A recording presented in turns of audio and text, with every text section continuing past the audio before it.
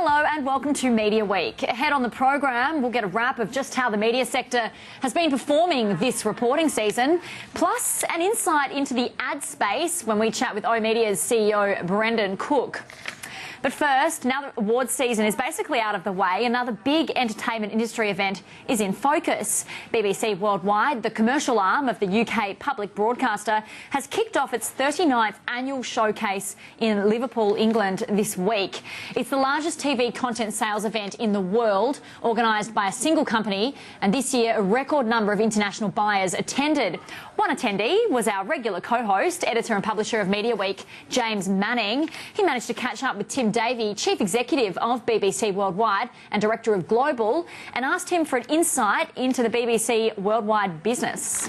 We're a £1 billion business in turnover terms. We return in profit 157 million last year, so a 15% margin.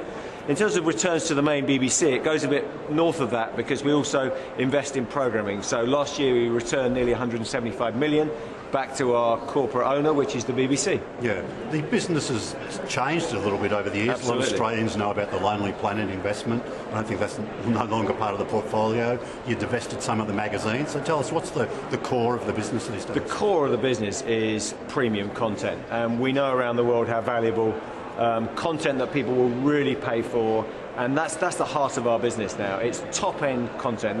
We're in here in Liverpool and absolutely focused on high-end drama, the best in natural history, factual programming, and we sell that around the world. We have our channels like BBC First on Foxtel. We also have merchandising businesses, licensing businesses, so through the whole value chain. And you're investing a lot more money into that, aren't you? I think that your last annual report said something like you've bumped it up from around £20 million to something like 200 million. Is that? Well, we bumped it up about £30 million to over 200 million. Yes, so okay. I'm continuing to push money into content because that's our core business and that's where we're getting return. And frankly, as this market gets more competitive with digital players in it, there's nothing like premium content. People want programming that people will come to and frankly pay for, and that's what the BBC is all about. People are watching premium content on lots more different devices in different ways these days. Is that good news for BBC Worldwide? Does that grow your customer base? Absolutely. I mean, broadly, the more customers, the better for us. So we're seeing emerging now big businesses with global players like Netflix, like Amazon Prime. These are customers. It's worth saying that we're also competing hard for the talent to make our programs, but overall it's fantastic news. If you're a writer or a content maker, even, all through the process, directors, special effects, this is a great time to be in high-end television. Yeah. Tell us a little bit about some of the brands. I think Australia was was it a test market for BBC First? It seems to have done well. What's the sort of future for that channel? Well, that channel's really simple. It's the very best of UK high-end drama, and we'll look to roll it out to other markets, but clearly with our cultural links, we thought we'd pilot in Australia, do it properly with Foxtel. I'm really proud of that launch. I think the teams there have done a fantastic job.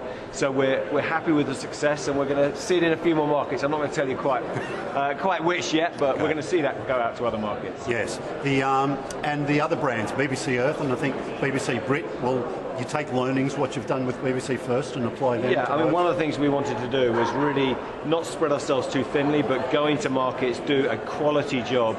BBC First in Australia, we've just launched 2 channels that you mentioned, BBC Earth, which is focused on science and natural history, into Poland, and in Poland as well we've gone with BBC Brit, which is kind of British humour focused around programs like Top Gear. So yes. I suspect you'll be seeing more of those around the world.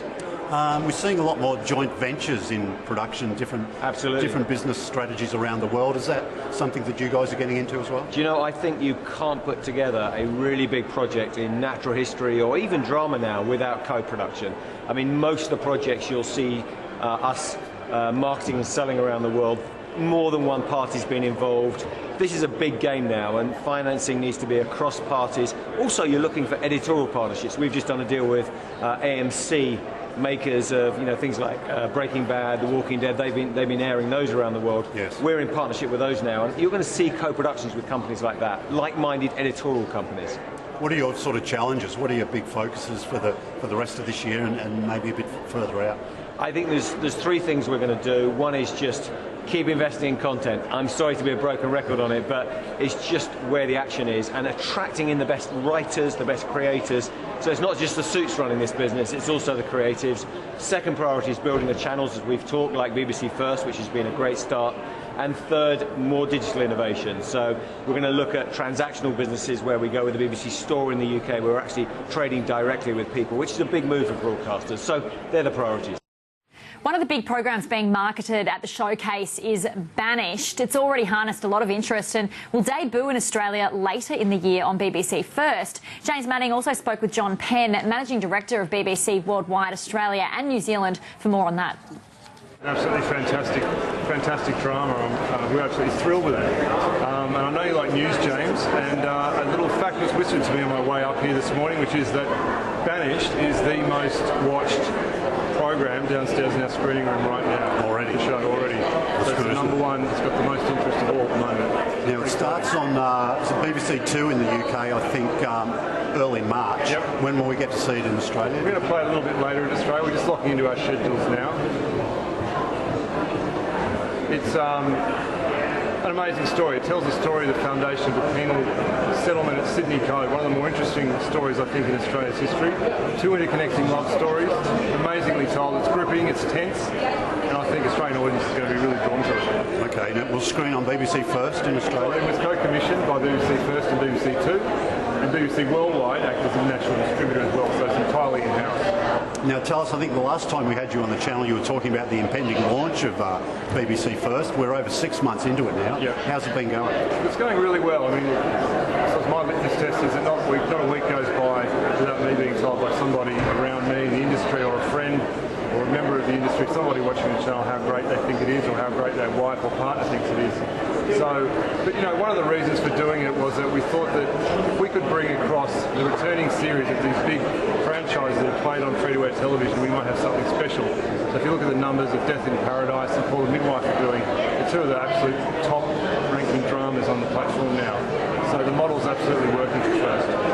I think we talked to you at the time. Some of your free-to-air customers were a bit surprised that, look, they were going to lose all this content. A lot of them are up here at Showcase. They seem to be happy with what's going on. They've got used to the new windows. Absolutely. I mean, that's the whole point. It always was an entirely new window. It never was designed to impact or disturb the existing windows that existed, particularly the free-to-air window, which we always saw coming second.